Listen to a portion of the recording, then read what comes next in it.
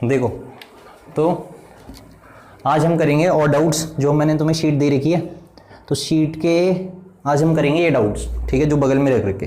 तो question number 45 देख लो, ठीक है। तो क्वेश्चन नंबर 45 क्या कह रहा है, जरा ध्यान से देख लेना, ठीक है। तो क्वेश्चन नंबर 45 आपको कह रहा है कि if the mid points of the line joining this and this is X comma Y. तो हमें क्या कह रखा है, कोई लाइन सेगमेंट है ये, ठीक है, और इसके मिड पॉइंट्स हमें दे रखे हैं, क्या दे रखे हैं, इसके मिड पॉइंट्स हमें दे रखे हैं कितने, एक्स कॉमा वाई। तो ये लाइन सेगमेंट, इसके मिड पॉइंट हमें कितने दे रखे हैं, एक्स कॉमा वाई। और लाइन सेगमेंट किस किस से मिलकर बन रखी, 3,4 पॉइंट से और k,7 पॉइंट से, ठीक है। और ये जो पॉइंट है इसका मिड पॉइंट है, तो अगर मैंने इसका नाम ए दे दिया, इसका नाम क्या दे दिया बी, उसका नाम क्या दे दिया पी, तो हमें गिवन क्या है, जो ये P is the mid point of A B, ठीक है। अभी ए और बी और पी मैंने अपनी तरफ से, ठीक है, लेट कर रखा है, ठीक है। वहां ऐसे कुछ नहीं है, वहां सिंपल क्या रखा है कि कोई लाइन सेगमेंट है जो कि इन दोनों पॉइंट से मिलकर बन रखी, उसका मिड पॉइंट हमें उसके मिड पॉइंट के कोऑर्डिनेट्स दे रखे हैं एक्स कॉमा वाई, ठीक है। तो हम ये भी कह सकते हैं ये और ये बराबर हैं, ठीक है। अब हमें क्या रखा है आगे, एंड एक और इक्वेशन हमें दे रखी है, हमें एक और इक्वेशन क्या दे रखी है, ठीक है,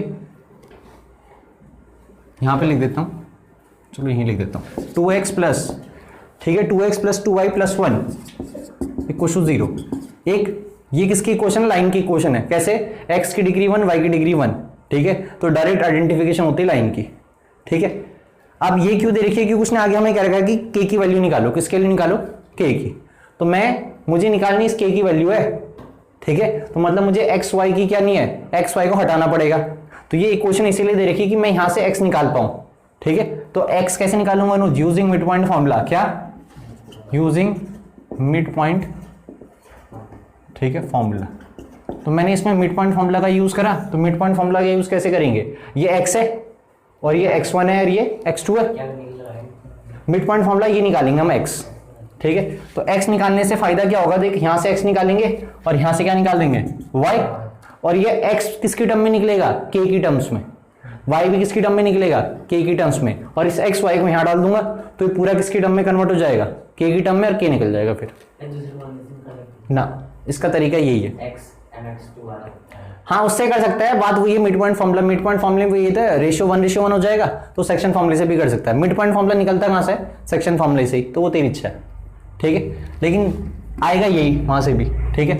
तो मिड पॉइंट फॉर्मूला लगाए तो x इक्वल टू किसका, x किसके बराबर हो जाएगा, x1 प्लस x2, तो 3 प्लस k/2, और ये y कोऑर्डिनेट किसके बराबर हो जाएगा, y1 प्लस y2, तो 4 प्लस 7/2, तो y कितना आ गया 11/2, और x कितना आ गया 3 प्लस k/2, ठीक है। तो ये फर्स्ट इक्वेशन मान लिया, और इसे क्या मान लिया, सेकंड, ठीक है। अब यहाँ पे नाउ मतलब ये तो हमें गिवन था, ये इक्वेशन इसलिए गिवन थी कि मैं x y की वैल्यू यहाँ पे डाल सकूं, ठीक है। तो x की वैल्यू डाल दो यहाँ पे, तो 2x की वैल्यू डाल दी 3 प्लस k/2 प्लस 2y, तो खुद ही बताओ 2y की वैल्यू कितनी है, equal to 0, sorry plus 1 equal to 0। अब बताओ 2 से 2 कैंसिल आउट, इस 2 से ये वाला 2 कैंसिल आउट, तो कितना आ गया 3 प्लस k प्लस 11 प्लस 1, सही है। अब 11 प्लस 1 कितना हो गया बताओ, 12, और 12 प्लस 3 कितना हो गया, तो ये हो गया k प्लस 15 इक्वल टू 0। तो 15 उधर जाएगा तो k की वैल्यू कितनी हो जाएगी, -15, और ये हमें करना था, ठीक है।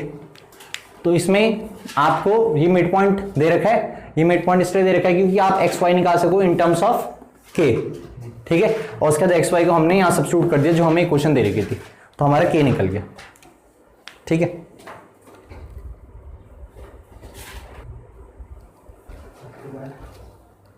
ठीक है, तो अब हम करेंगे क्वेश्चन नंबर 54, ठीक है।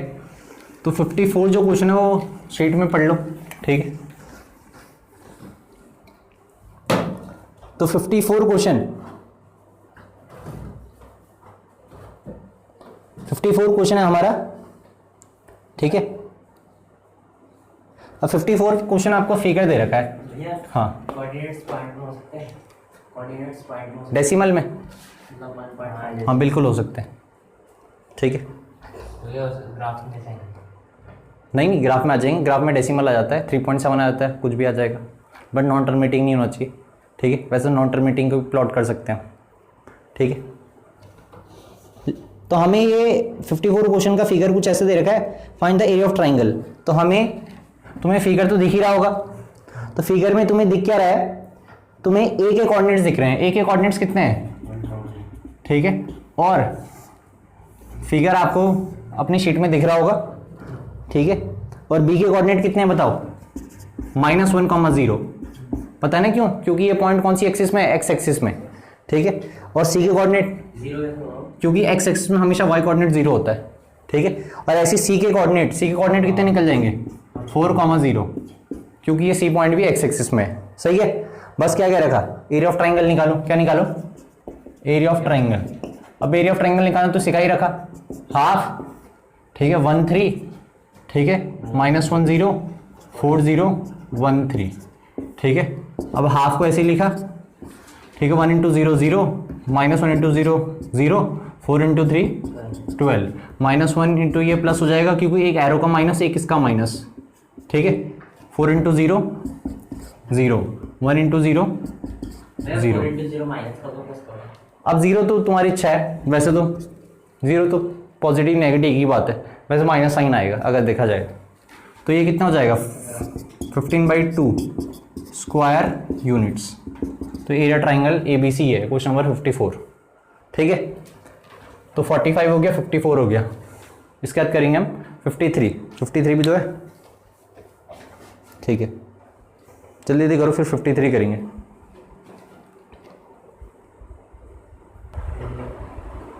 देख लो, तो 53 जो क्वेश्चन है, ठीक है, वो हमारा, ठीक है, एग्जाम्पलर है। जितने भी एग्जाम्पलर क्वेश्चन है ना, ये सारे के सारे अच्छे हैं, ठीक है।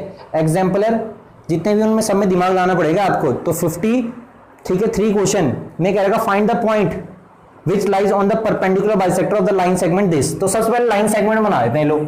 लाइन सेगमेंट है क्या, ए और क्या है, बी। 53 करा रहा हूं शीट का, ठीक है।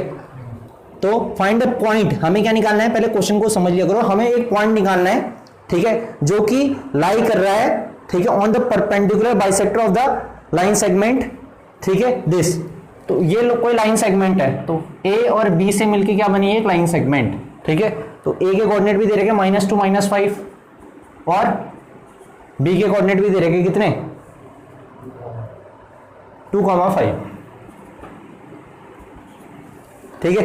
अब हमें क्या रहेगा, find the point which lies on the perpendicular bisector of the line segment, ठीक है। अब इस लाइन का एक परपेंडिकुलर बाइसेक्टर है, परपेंडिकुलर बाइसेक्टर मतलब 90 डिग्री भी डाल रहा है और बाइसेक्ट भी कर रहा है। तो मैंने माना, ठीक है, ये जो लाइन है, ये ब्लू कलर की, ये इस ब्लैक वाली लाइन पे, हमारी लाइन सेगमेंट पे परपेंडिकुलर भी डाल रही है और बाइसेक्ट भी कर रही है। मतलब ये ब्लू कलर की लाइन क्या है, परपेंडिकुलर बाइसेक्टर। तो हमें क्या बोला इसने, हमें इसने ये तो बोला था कि find the point which lies on the perpendicular bisector of the line segment joining the points, ठीक है, दिस एंड दिस, ठीक है। तो हमें ये पॉइंट निकालना है, क्या निकालना है, ठीक है, ये पॉइंट निकालना है, ठीक है। Find the point which lies on the perpendicular bisector of the line segment joining the point this and this. तो जो ये पॉइंट है ना, ये किस में है, देखो ए बी में भी और इस वाली में भी, परपेंडिकुलर बाइसेक्टर में। तो हमें ये पॉइंट निकालना है, तो इसका नाम देते हैं पी। क्या देते हैं, पी। अब ये परपेंडिकुलर बाइसेक्टर है, तो परपेंडिकुलर बाइसेक्टर, तो बताओ ये पी क्या होगा, तो पी इज द क्या होगा, अरे होगा मिड पॉइंट। मिड पॉइंट क्यों होगा, क्योंकि परपेंडिकुलर बाइसेक्टर है, mid point of A B. तो मिड पॉइंट का फॉर्मूला तुमने सिखा ही रखा है, क्या, हाँ, अगर सिर्फ परपेंडिकुलर रहेगा तो सिर्फ 90 डिग्री डालेगा, लेकिन अगर परपेंडिकुलर बाइसेक्टर होगा तो 90 डिग्री भी डालेगा और बाइसेक्ट भी करेगा, ठीक है। तो mid point, P mid point है, तो मिड पॉइंट का फॉर्मूला क्या था बताओ, x1 प्लस x2/2, अरे समझ रहे, कॉमा, ठीक है, y1 प्लस y2/2। तो p की कोऑर्डिनेट कितने निकल गए, तो मतलब ओरिजन, जो ओरिजन है ना, ये ओरिजन इस लाइन सेगमेंट का क्या होगा, ठीक है, मिड पॉइंट होगा, ठीक है। और वो भी कैसा मिड पॉइंट, परपेंडिकुलर बाइसेक्टर वाला, ठीक है, मिड पॉइंट फॉर्मूला, क्योंकि पी मिड पॉइंट है ना, तो x1 प्लस x2 बाई 2 बिल्कुल लग सकता है। ठीक है, सही है। तो ये आ गया हमारा ओरिजिन। ठीक है, इसे तुम डायग्राम से बना सकते थे, लेकिन कई क्वेश्चन डायग्राम से नहीं होंगे, तो इसीलिए ये तरीका ठीक। 53, तो 53 के बाद तो हमने 45 कर लिया, 53 कर लिया, 54 कर लिया। ठीक है, अब हमारा डाउट है अगला 58। तो 58 क्वेश्चन पढ़ लो। क्वेश्चन पढ़ना पहले बहुत ज़्यादा जरूरी है, ध्यान से, और उसे समझना जरूरी है। तो 58 तो 58 क्वेश्चन है, the points P, Q and capital M, N and P minus M and Q minus N are collinear. अब देखो बच्चे, इतना आसान क्वेश्चन है ना, इतना आसान क्वेश्चन, लेकिन ये PM और ABC देख के बच्चे वैसे ही, ठीक है, घबरा जाते हैं कि यार ये कौन सा क्वेश्चन आ गया। ठीक है, अब तुम्हें बताओ, ये तुम्हें कोलिनियर दे रखे, बताओ ये 3 पॉइंट्स दे रखे आपको, तो तीनों कोलिनियर दे रखे, और ये कंडीशन प्रूव करनी है आपने कि PN इक्वल्स टू QM। अब तुम्हें पता है जब कोलिनियर दे रखे 3 पॉइंट्स, तो एरिया ऑफ ट्राइंगल क्या होता है? 0।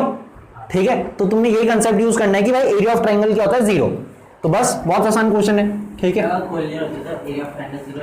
हाँ, क्योंकि कोलिनियर का मतलब मैंने तुम्हें बार बार समझा रखा है कि 3 पॉइंट्स अगर स्ट्रेट लाइन में लाई करेंगे तो कोलिनियर होते हैं। अब पता है इससे इन तीनों पॉइंट से तू कभी ट्राइंगल बना सकता है? कभी नहीं बना सकता। अगर एक पॉइंट ऊपर नीचे होता तब तो तू बना भी देता, लेकिन कोलिनियर पॉइंट से कोई ट्राइंगल बना सकता है? नहीं बना सकता, इसीलिए उसका एरिया ऑफ ट्राइंगल 0 होता है। हाँ, अगर कोलिनियर दे रखा हो तो, ठीक है, बिल्कुल, area of triangle equal to 0।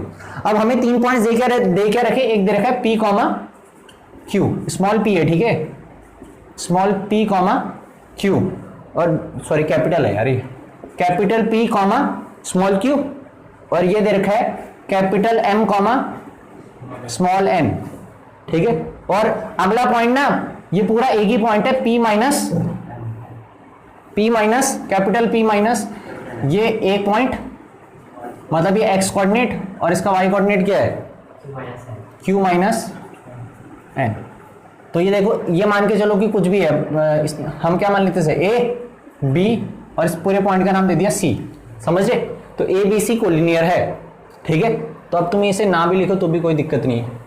अब तुम खुद बताओ, ठीक है, दीज पॉइंट्स आर कोलिनियर, ऐसे लिख सकते हैं कि भाई कोलिनियर पॉइंट्स है।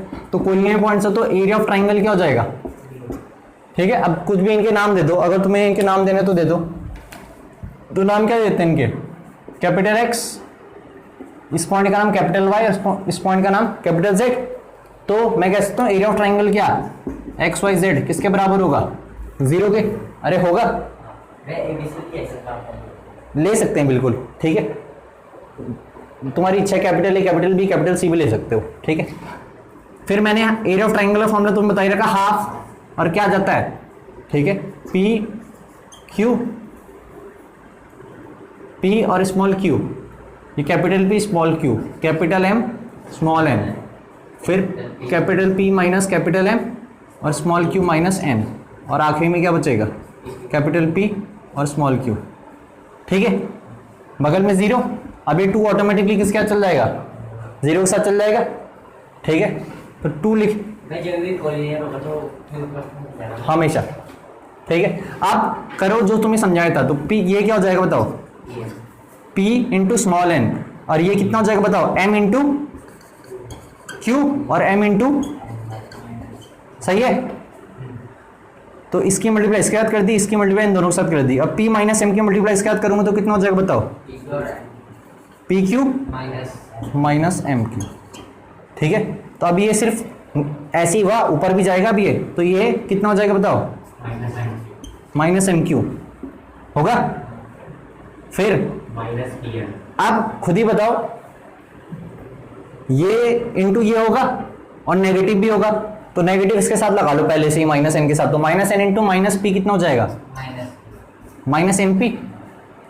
ठीक है, प्लस एन, और ये हो जाएगा आपका पी प्लस है ये हाँ, ये प्लस का था, लेकिन एक एरो का नेगेटिव होता है ना, तो एरो का नेगेटिव मैंने इसके साथ ले दिया और इसकी मल्टी अंदर करा दी। ठीक है, तो इसकी मल्टी इसके साथ कर दी, माइनस एन इंटू ये कितना हो जाएगा? प्लस का एम इंटू एन। ठीक है, अब आखिरी में ये बचा, तो देखो एरो का नेगेटिव होता है तो माइनस पी इंटू क्यू, तो कितना हो जाएगा, यहाँ पे लिख रहा हूँ माइनस पी इंटू क्यू, और ये हो जाएगा plus P N equal to 0। वैसे तो मॉडुलस भी आता है, ठीक है, लेकिन बगल में 0 है तो मॉडुलस ज़्यादा कुछ चेंजेस नहीं करता, मॉडुलस से माइनस, हाँ ठीक है, लेकिन इन पे नहीं हटेगा। वो मॉडुलस क्या करता है, जब कोई वैल्यू आती है ना उसे क्या करता है, वो पॉजिटिव करता है। अगर तुम्हारे अंदर ऐसे मॉडुलस के अंदर ऐसे लिख रखा ना k-3, तब ऐसे मत लिख देना कि k+3, ठीक है, यहां नहीं करता, अंदर सिर्फ क्या होना चाहिए, कांस्टेंट होना चाहिए, तब जाके मॉडुलस की प्रॉपर्टी लगेगी है। जब तक ये दे नहीं रखा है कि एम क्यू कॉन्स्टेंट्स है, ठीक है, वैल्यूज है, बस बिल्कुल, और अकेला होना चाहिए, ऐसे नहीं कि ऐसे हो, तो तुमने इसे ऐसे कर दिया ना k+3 तो गलत हो जाएगा, ठीक है। वैसे तुम पे है नहीं इतना, लेकिन बता रहा हूं मैं। तो बस अब आधे से आधे तो कैंसिल आउट हो रहे होंगे, देखो माइनस पी क्यू से plus P Q, minus M N से, ठीक है, plus M N, minus N P से, देखो ये एन पी सेम ही तो है, ठीक है, माइनस एम क्यू, तो प्लस एम क्यू से माइनस एम क्यू, तो क्या बचा, बस यही दोनों बचे, बताओ, तो P N minus M Q equal to 0, तो पी एन किसके बराबर आ गया, बस ये तो प्रूव करना था। तो देखो इतना आसान क्वेश्चन है, ठीक है।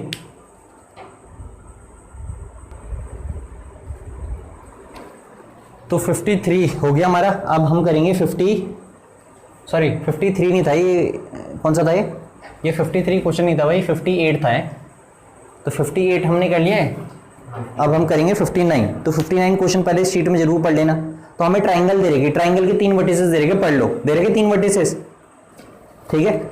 पहला वर्टिसेस दे रखा है a, b माइनस सी, दूसरा वर्टिसेस दे रखा है b, c माइनस ए, और तीसरा वर्टिसेस क्या दे रखा है c, a माइनस बी। और हमें प्रूव दैट करना है कि जो इसका सेंट्रॉइड है, क्या है, सेंट्रॉइड।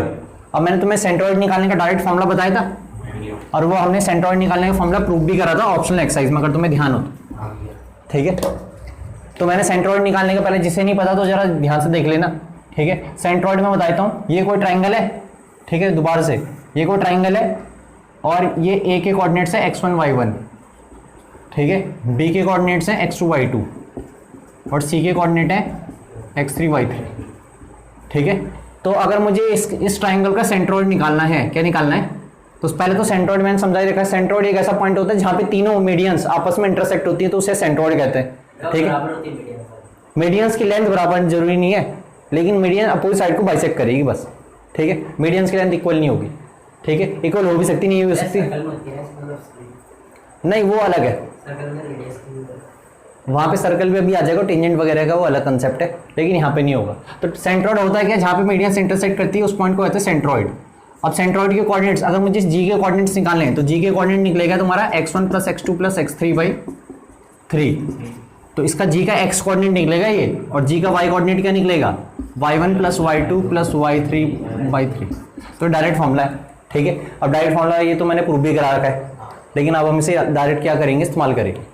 तो अब मुझे उसने क्या रखा है क्वेश्चन में, तो क्वेश्चन में उसने हमें 3 वर्टिसेस दे रखे हैं, और बोल रखा है कि उस ट्राइंगल के 3 वर्टिसेस दे रखे हैं, उस ट्राइंगल का जो आपका सेंट्रॉइड है वो x एक्सिस में है, किसमें, x एक्सिस में, ठीक है, होगा, ये हमें प्रूव करना है। तो अगर तुम्हें सेंट्रॉइड को x एक्सिस में प्रूव करना है तो कैसे प्रूव करोगे, अगर इसका y कोऑर्डिनेट 0 आ गया ना सेंट्रॉइड का, तो खुद ही ऑटोमेटिकली प्रूव हो गया कि ये क्या है, x एक्सिस में। तो तुम मतलब तुम्हें सिंपल करना क्या है, ये सेंट्रॉइड निकालना है, और सेंट्रॉइड का y कोऑर्डिनेट तुम्हारा क्या आ जाएगा, 0, तो इट मींस वो सेंट्रॉइड कौन सी एक्सिस पे है, x एक्सिस पे, तो बस सेंट्रॉइड निकाल दो। अब हमारा 59 क्वेश्चन मैं यहाँ पे बता रहा हूँ, तो 59 क्वेश्चन के 3 वर्टिसेस क्या दे रखे बताओ, 59 क्वेश्चन मैं यहाँ पे बता देता हूँ, 50 a,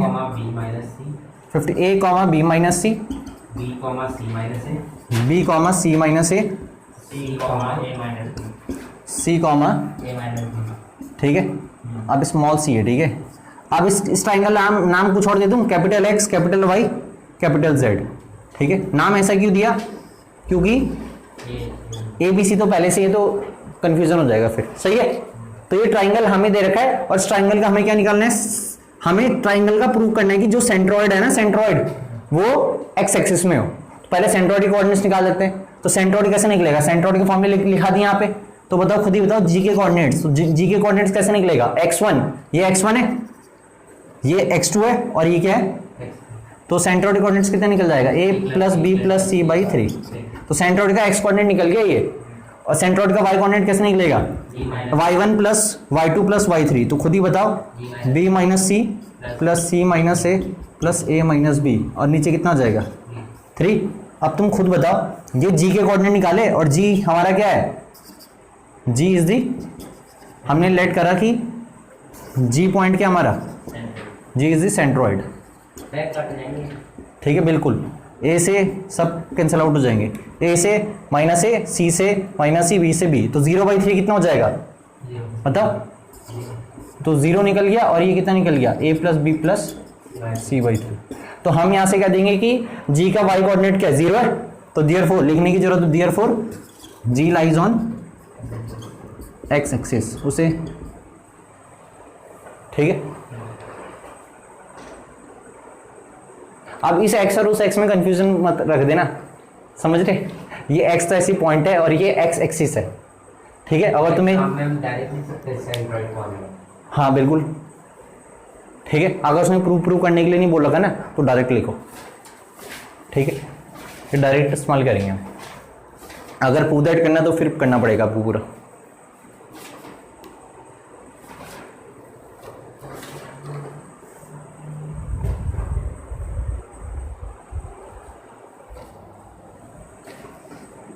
तो अब हम करेंगे 61 क्वेश्चन। ठीक है, अब जितने भी क्वेश्चन आ रहे हैं ना लगभग सब सेंट्रोइड पे बेस्ड हैं। अगर ये ट्राइंगल है और ये ट्राइंगल है, अगर दोनों के एंगल इक्वल है मान के चल, ठीक है, और या दो साइड इक्वल है, सॉरी इस साइड का इस साइड का और इस साइड का रेशियो इक्वल है और बीच वाला एंगल इक्वल है, तो ये दोनों ट्राइंगल्स क्या हो जाएंगे, सिमिलर। ठीक है, मतलब दो साइड का रेशियो और बीच का एंगल अगर बराबर होता है, रेशियो लेंथ नहीं, बस रेशियो बराबर होना चाहिए।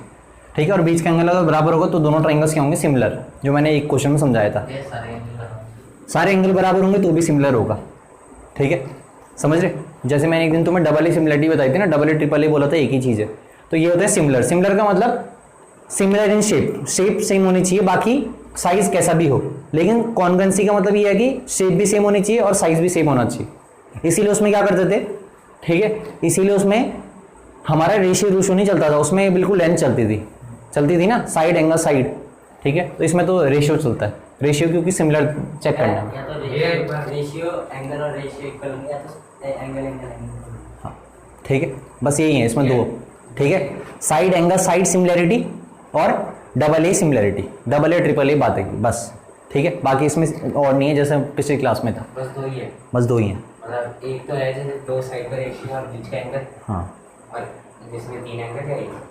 मतलब अभी तुम्हारे लिए इतना ही है, वैसे और है, मतलब जैसे उसमें थी ना एक और भी होती है वैसे, ट्रिपल एस में क्या होगा, इस साइड का रेशियो, इस साइड का रेशियो और इस साइड का रेशियो, अगर तीनों साइड का रेशियो बराबर आ गए तो भी क्या है, सिमिलर है, ट्रिपल एस सिमिलरिटी।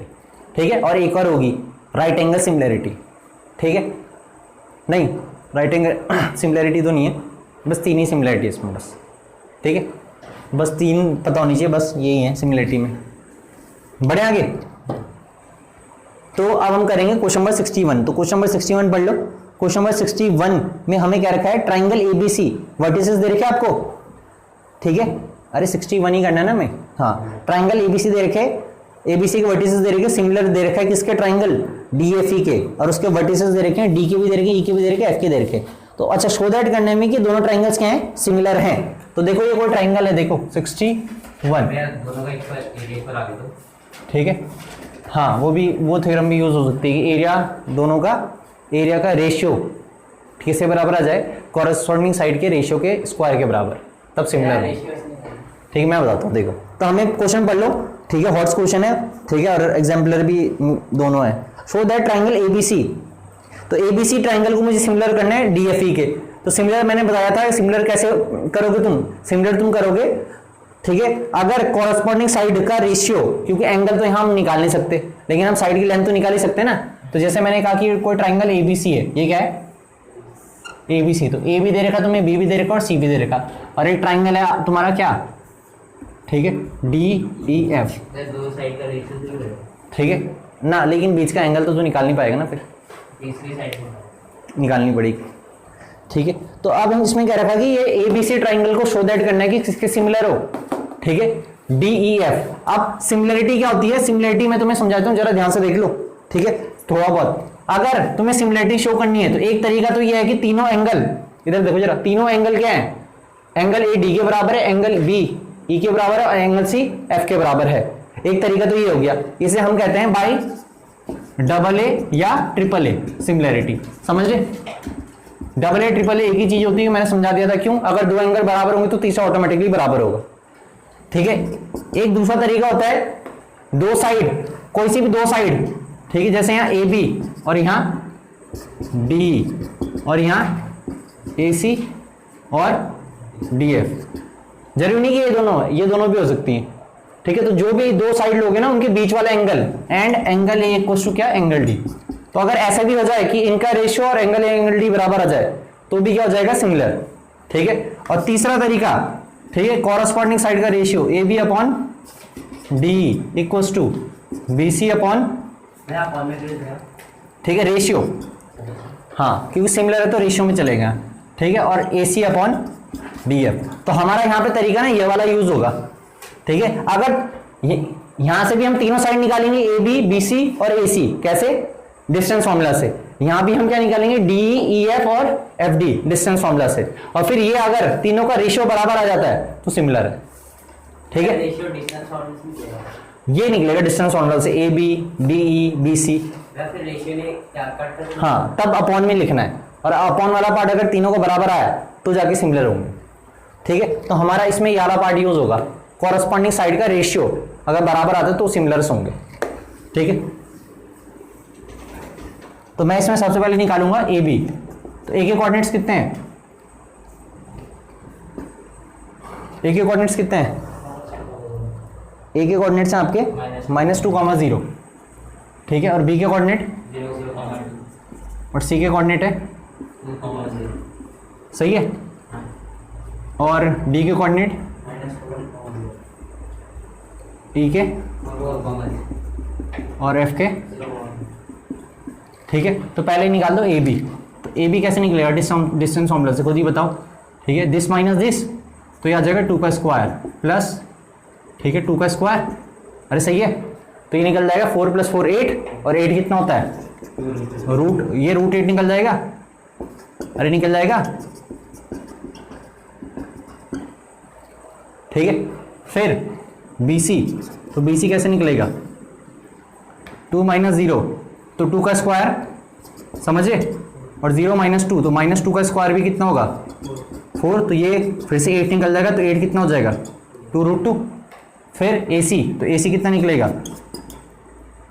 ए सी भी ऐसे निकाल दो, कितना निकलेगा, 2 - 2, 2 + 2 का स्क्वायर और 0 - 0 का स्क्वायर, तो ये निकल जाएगा कितना, ठीक है, 4। कैसे, 2 + 2 4, ठीक है, 4 का स्क्वायर 16 और रूट 16 4, समझ गए। ठीक है, या ये समझ लो 2 + 2 4, स्क्वायर से रूट कट गया क्योंकि तो 0 ही था। ठीक है, तो 4 यूनिट्स, अरे समझ में आ रहे है। आप निकाल लो यहाँ से डी ई, क्या निकाल दो, अब डी ई कैसे निकलेगा बताओ, 4 + 4 16, तो 4 + 4 16 हो गया, और 0 - 0 0, तो ये आ गया 4 + 4 8, तो डी आ गया आपका 8। कैसे, 4 + 4 8 और स्क्वायर से रूट कट गया।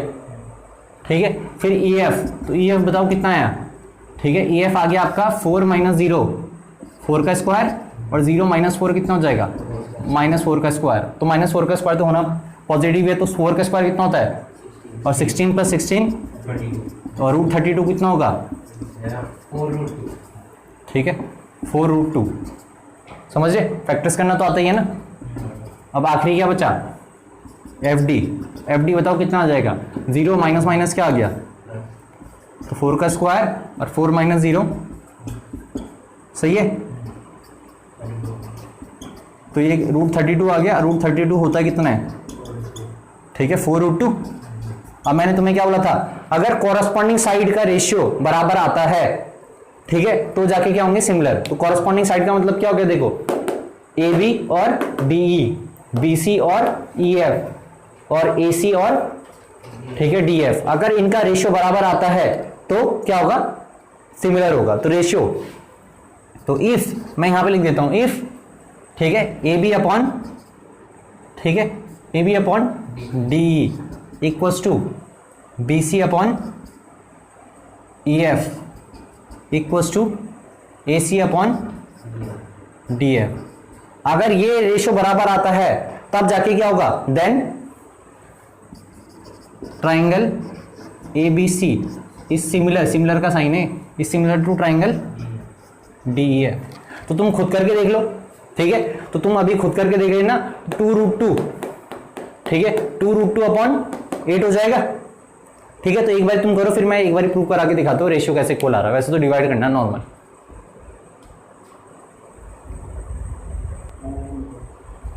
अब देखो है, अब अगर हमारा ये रेशियो बराबर आ जाए तो ट्राइंगल हो जाएंगे सिमिलर। तो मैं रेशियो को तुम्हें इक्वल करा के दिखा देता हूँ कैसे, ठीक है। अब इन ट्राइंगल्स को मैं रब कर देता हूँ, ठीक है, ट्राइंगल्स को रब करके मैं यहाँ पे रेशियो निकालता हूँ। अब तुम खुद ही बताओ, ठीक है, ए बी कितना था बताओ। तो ए बी अपॉन डी, सबसे पहले मैं ए बी अपॉन डी निकाल देता हूँ। तो ए बी कितना था बताओ, 2√2, ठीक है, अपॉन 8, ठीक है। अब ये कितना हो जाएगा बताओ, √2 अपॉन 4 हो जाएगा, अरे हो जाएगा, ठीक है। और तुम इसे अगर और ब्रेक करना चाह रहे तो कर सकते हो, कैसे, 4 का मतलब होगा क्या, 2 × 2, और √2 से 2 कटेगा तो कितना बचेगा, √2 से 2 कटेगा तो कितना बचेगा, √2 तो बचेगा, समझ रहे। तो ये आ गया तुम्हारा A B upon D 1/2√2 simplest form में। तो ये भी आ सकता है और ये भी ठीक है, दोनों, ठीक है। तो ए बी अपॉन डी, फिर क्या निकाला, B C upon E F. तो खुद बताओ बी सी कितना है, 2√2, और ई एफ कितना है, 4√2, ठीक है। तो ये कितना हो जाएगा बताओ, √2 से √2 कटेगा, 1/2, सही है। और ठीक है, फिर आखिरी में क्या बचा, √2 से √2 क्या हुआ, ये कैसे कटा, क्योंकि 2 का मतलब √2 का स्क्वायर होता है ना, 2 को ऐसे लिख सकता हूँ, √2 का स्क्वायर, तो बस लिख दिया √2 का स्क्वायर, √2 से एक पावर कट गई तो एक पावर बच गई, समझे, ठीक है। बाकी और भी तरीके से कह सकते हो, तो वही पावर सेम है बेस वाले, जो वो उससे भी कर सकते हो, √2 × 2 होगा आपका 2√2, क्योंकि √2 इरेशनल है और 2 रेशनल है, तो इनका मल्टीप्लिकेशन, ठीक है, इरेशनल होता है तो वो ऐसी नंबर नोट हो जाता है, ठीक। अरे बढ़िया आगे, तो ए सी कितना है 4, और दूसरा क्या था ए सी के साथ डी एफ कितना है 4√2, तो कितना आ रहा है, तो ये तो बराबर आ नहीं रहा, तो इसका सिमिलर नहीं है, देख लो, इसका 1/2√2 आया, तो रेशियो बराबर आना चाहिए था, ठीक है। तो हियर, अब तुम लिखोगे हियर, समझ रहे, अब इसके बाद लिखोगे तुम हियर, ठीक है, simple A B by D does not equals to क्या, ठीक है, B C by E F does not equals to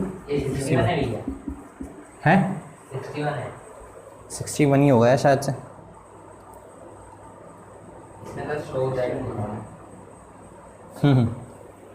हाँ कुछ गड़बड़ी या तो हमारी होगी या उनकी होगी, ठीक है। वैसे तो अगर शो दैट का रखा तो होना ही चाहिए था, ठीक है। हाँ आंसर चेक करते हैं, तो हमारे हिसाब से तो नहीं आ रहा, ठीक है।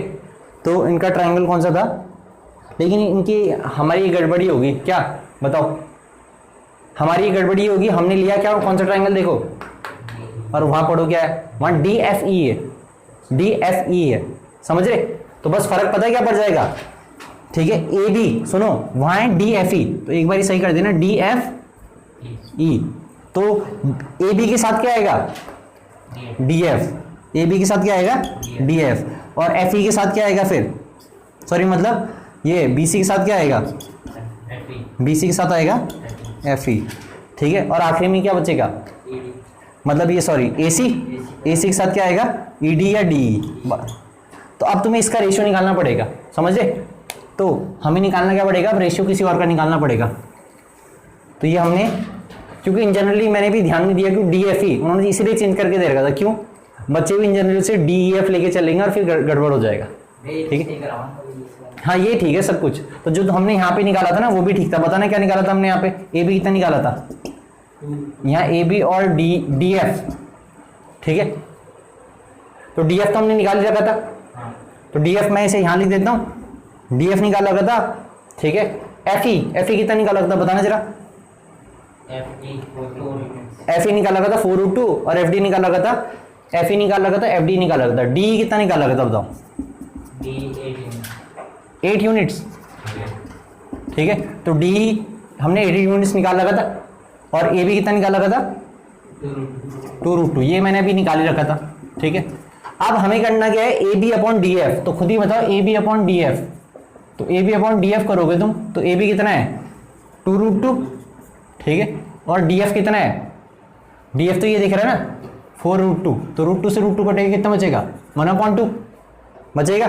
फिर B C upon F E, तो बी सी कितना है बताओ? 2√2 और एफ ई कितना है?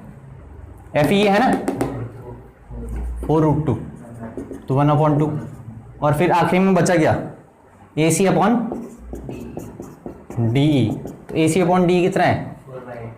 ए सी आपका 4 यूनिट्स और ठीक है ये है आपका डी 8 यूनिट्स, तो ये भी 1/2।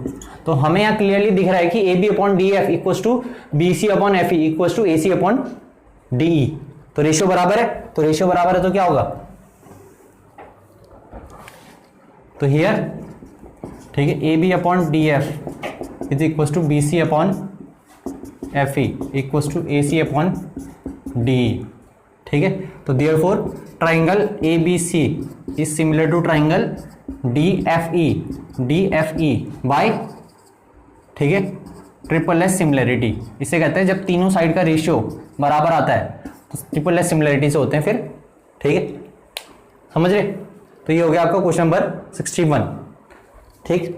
अब आपके क्वेश्चन में भी ऐसा बोल सकते हैं कि मतलब कि ऐसे करो फिर ऐसे नहीं, ऐसे नहीं बोलते कभी भी, ठीक। क्यों? कई बार तो बहुत सारे से हो जाता है, ठीक है, कई बार एक ही से होता है, तो ऐसे नहीं बोल के नहीं रखेंगे, ठीक है। तो अब हमारा देखो 61 मैंने बता दिया, ठीक है। अब 62 ऑनवर्ड्स हम करेंगे, ठीक है, बाद में, ठीक है। तो तुम्हें पूरी शीट कर लेनी है, ठीक है, जिससे तुम डाउट पूछ सको, और पहले यहां तक ढंग से कर लेना, ठीक है।